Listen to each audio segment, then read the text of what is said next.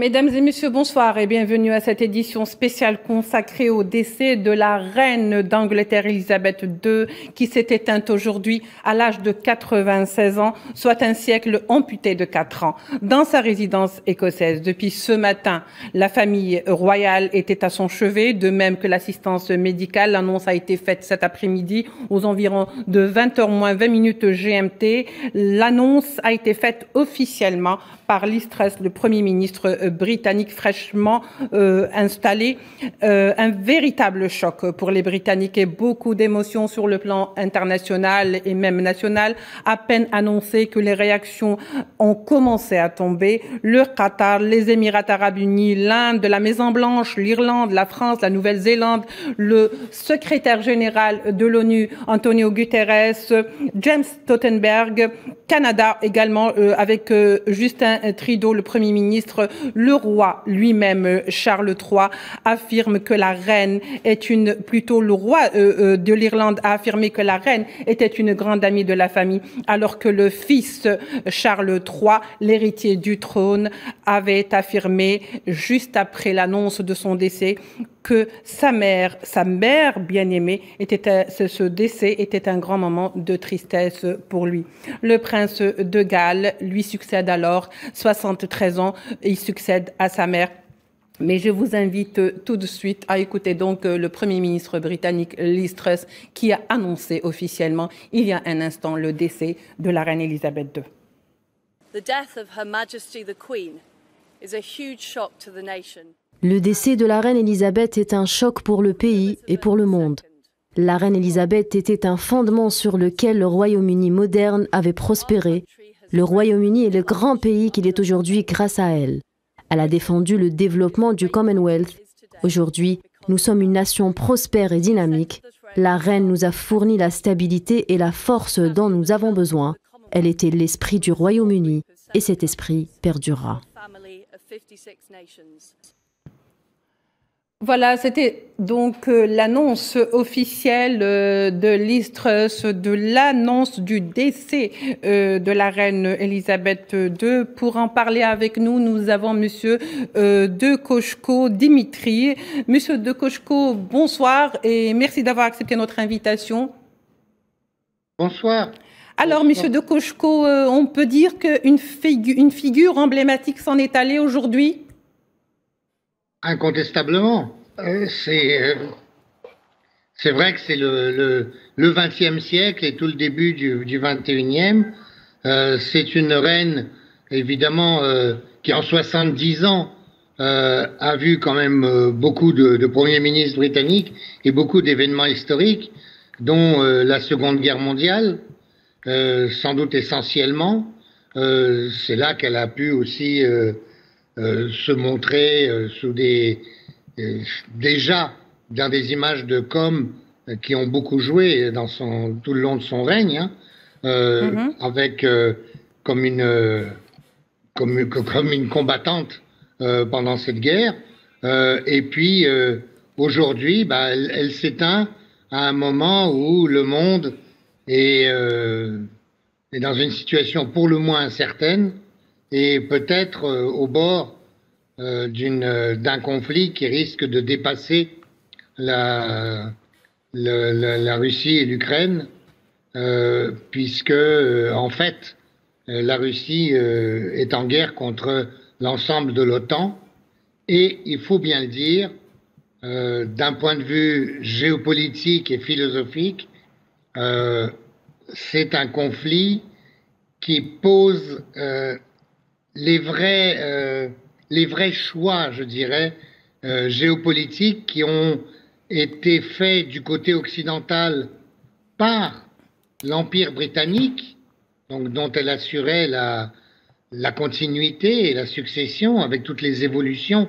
qu'a eu cet empire, mais qui était toujours fondé sur la domination maritime depuis que les Anglais sont arrivés à éliminer les Espagnols et les Français du domaine maritime. Oui. Et en revanche, aujourd'hui, la Russie et la Chine, et c'est en ça qu'ils sont insupportables aux anglo-saxons, qu'ils soient anglais ou qu'ils soient américains, qui ont repris certains aspects de la doctrine anglo-saxonne de la domination mondiale, eh bien, eux pensent au continent eurasiatique, pensent à des voies de communication et à un commerce fondé sur un continent et sur les transports terrestres continentaux. Oui. Même si ces transports incluent la voie maritime par le nord, mais sur laquelle les anglo-saxons ont beaucoup moins de contrôle que ce qu'ils ont pu imposer avec le Moyen-Orient notamment. Parfait, Monsieur de Cosco. Voilà. Je vais revenir vers vous. Monsieur Gamal Abina, vous êtes expert en questions internationales. Merci de nous rejoindre et bonsoir.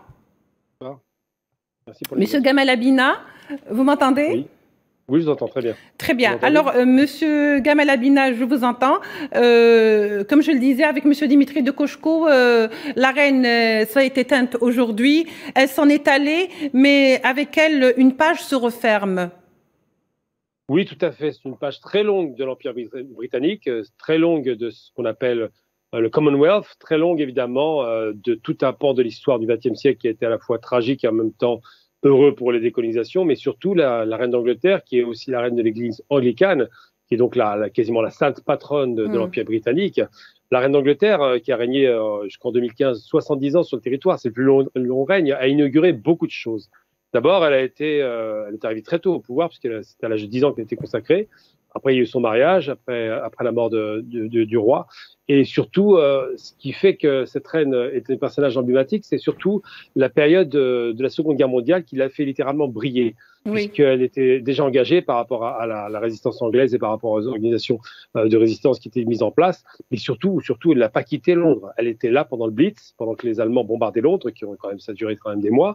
Et elle n'a jamais quitté ses concitoyens, ce qui lui a donné une image assez extraordinaire de reine combative, de reine courageuse et de reine qui ne baissait pas la garde face au nazisme. Donc ça, c'est l'aspect positif de la reine d'Angleterre, à la fois appréciée par sa population, respectée, parce qu'évidemment, l'idée du royaume d'Angleterre, depuis 70 ans, repose sur ses épaules, et surtout une reine qui a été décriée dans les années 90 à la suite des différents drames qui ont eu lieu. Bon, là, on se souvient des différents divorces, qu'elle appelait d'ailleurs Annus Horribilis, donc une année horrible pour elle, puisqu'il y a eu beaucoup de choses qui ont été face à une conservatrice comme elle. C'est une reine très conservatrice qui, au départ, n'était pas d'ailleurs. Étonnamment, c'est une reine qui était plutôt ouverte, mais qui s'est un petit peu repliée dans sa fonction. Elle n'a pas apprécié l'arrivée de la fameuse Lady Diana dans sa famille, puisque c'est considéré comme une roturière. Je traduis pour les néophytes. Roturier, c'est quelqu'un qui ne fait pas partie de la noblesse. Et en substance, en Angleterre, le sens de la noblesse est très, très marqué, puisque ça reste un royaume, faut pas l'oublier, il n'y a pas eu de révolution républicaine là-bas. C'est un royaume qui est très conservateur, hein, c'est une idée qu'on a tendance à oublier aussi, dont les valeurs ont toujours été plus ou moins presque cimentées autour de la vision d'une reine qui l'a précédée encore une fois, parce que c'est un pays qui est très souvent dirigé par des femmes et des reines. On le voit bien avec la nouvelle Premier ministre anglaise, 3 Premiers ministres anglaises femmes, des reines en succession, dont la reine Victoria. Oui. Et donc cette fameuse reine a traversé tout un siècle avec des moments extrêmement violents, difficiles. Elle est morte à 96 ans, tout le monde le sait. Elle a régné plus de 70 ans, mais surtout, elle a régné sur un empire britannique qui était très fort à l'époque, puisque l'empire britannique, c'était Commonwealth, était constitué de 7 États. Les gens ont tendance à oublier que c'est toujours un peu le cas aujourd'hui. Le Canada reste sous la couronne d'Angleterre, l'Australie, bien évidemment, l'Afrique du Sud, à l'époque, la Nouvelle-Zélande. Oui. La Nouvelle-Zélande, bien sûr, le Pakistan. Et le Commonwealth, aujourd'hui, s'est mué en non seulement l'idée d'une couronne d'Angleterre, mais surtout alors en anglais, Commonwealth, c'est bien commun, le bien-être commun. Et donc, c'est muté en autre chose, une sorte de grand marché économique intégré au Royaume d'Angleterre. Donc, c'est ce qui fait d'ailleurs que l'Angleterre a pu faire le Brexit sans trop de casse, même s'ils ont eu des difficultés, parce qu'ils s'appuient essentiellement sur l'idée que le Commonwealth sera leur seconde roue. Ensuite, le conservatisme anglais, c'est aussi le refus de rentrer dans l'euro, qui était évidemment appuyé par la reine d'Angleterre. Oui. La fameuse lire, en anglais on appelle ça le pounds, la fameuse livre anglaise, est quelque chose qui est fondamental et qui fonde complètement l'empire anglais. L'Angleterre, c'est aussi le contrôle de l'Irlande du Nord avec les orangistes, donc encore un conflit larvé qui a été plus ou moins réglé, mais qui a posé problème au moment du Brexit, et la reine d'Angleterre qui chapeaute tout cela, qui valide tout cela, qui valide même les premiers ministres, qui a un rôle dont on dit qu'elle est représentative, mais ça va beaucoup plus loin que ça, parce que je pense que cette représentation, on l'a vu pendant la Seconde Guerre mondiale, va bien au-delà du simple apparat du royaume. On sait. Oui. Alors, très bien. Donc, Monsieur Gabina, le message est passé. Je reviens vers vous, Monsieur Dimitri de Kochko. Donc, la reine s'en va. Le prince héritier, serait-il son successeur? Est-ce que la succession sera assurée par son fils Charles, le prince de Galles? Ça doit être comme ça, oui. Oui. Alors, il y a eu quelquefois des discussions sur le sujet et on a pensé que le petit-fils de la reine William pourrait être le roi et que ça sauterait une génération. Et on disait, la rumeur de ceux qui aimaient à s'intéresser à Buckingham Palace pensait que Élisabeth II ne faisait pas trop confiance à son fils, le prince Charles. Ce que nous, on peut dire, en tout cas c'est très difficile de décider, mais le prince Charles est quand même pas un gamin et il y a des chances que ça faisait quand même longtemps qu'il attendait son tour et je pense qu'il ne laissera pas forcément son fils William lui griller la place quand même. Je le pense pas. Maintenant, j'ai aucun élément mieux que ça pour le dire. Ce que je vois en tout cas comme observateur journaliste, c'est que la reine, par son influence, par son poids moral, pouvait avoir une influence, même si du point de vue de la Constitution et de la politique, elle était censée ne pas avoir de pouvoir du tout. Il est évident qu'elle pouvait avoir une influence morale, elle pouvait avoir un rôle médiateur, et notamment par rapport à cette toute nouvelle première ministre, qui a l'air d'avoir d'abord des lacunes dans sa culture et dans ses connaissances, et qui a l'air de vouloir montrer qui elle est en voulant imiter Madame Thatcher et en risquant de le faire au niveau international d'une manière qui peut présenter des risques compte tenu de la situation de guerre qui existe actuellement et où les services secrets britanniques notamment sont très impliqués dans le conflit ukrainien puisqu'ils dirigent quand même beaucoup d'opérations. Ils donnent beaucoup d'informations et ils ont même une influence, dit-on, déterminante sur les discours et les apparitions et les costumes de M. Zelensky, le président ukrainien, acteur de son État tout de même. Hein. Oui. Monsieur Gamal Abina, il faut dire qu'il y a quand même un fait étrange. Je ne sais pas s'il est vraiment étrange ou est-ce que c'est un peu de coutume dans les familles royales, le fait que ces funérailles ou les funérailles d'Élisabeth II étaient préparées depuis de longues dates. S'attendait-on à son départ? Oui, elle est très âgée, 96 ans. Elle était malade, on le savait déjà. Ça fait longtemps que les rumeurs tournaient autour de cette question de fatigue chronique qui l'a caractérisée. On la voyait très peu d'ailleurs. Elle commençait vraiment à être très peu présente dans les médias. Oui. Et surtout, son mari est mort avant elle, bien évidemment. Donc c'est vrai que l'usure de la vie, du pouvoir, les différentes difficultés que traverse actuellement le royaume d'Angleterre, et simplement, pour faire plus simple, ce qu'on appelle United Kingdom, donc c'est le royaume uni de plusieurs États, puisque l'Angleterre contrôle aussi, il faut le dire, le pays de Galles, l'Irlande évidemment et l'Écosse.